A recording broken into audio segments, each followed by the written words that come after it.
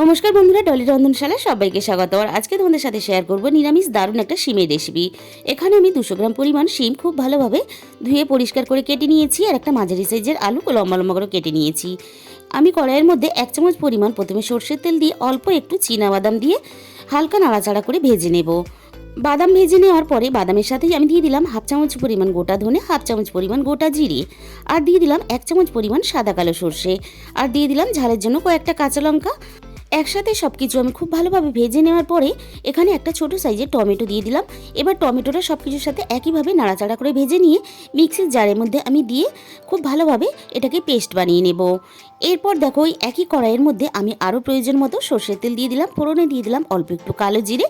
এরপর আমি এখানে কেটে রাখা আলুগুলো দিয়ে দিলাম।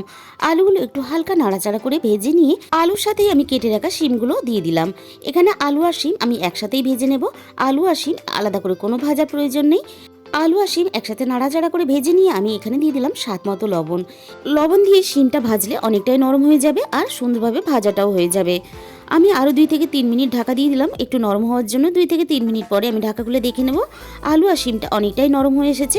আবারও আমি খুব সুন্দর করে একসাথে নাড়াচাড়া করে ভেজে নিয়ে আমি এখানে যে মশলাটা বানিয়ে রেখেছিলাম সেই মশলাটা এখানে দিয়ে দিলাম, আর সাথে দিয়ে দিলাম অল্প একটু মটরশুঁটি, আর দিয়ে দিলাম 1/2 চামচ পরিমাণ হলুদ গুঁড়ো, আর দিয়ে দিলাম কালারের জন্য 1/2 চামচ পরিমাণ কাশ্মীরি লঙ্কার গুঁড়ো।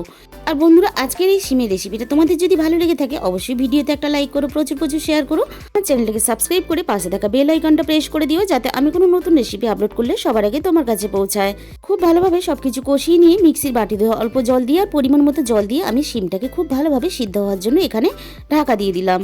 আর গরম গরম এই শিমের রেসিপিটা থাকলে তোমরা কিন্তু ভাত রুটি সব কিছুই খেতে পারবে। এখানে আলু শিম আমার খুব ভালোভাবে সব কিছু সিদ্ধ হয়ে গেছে।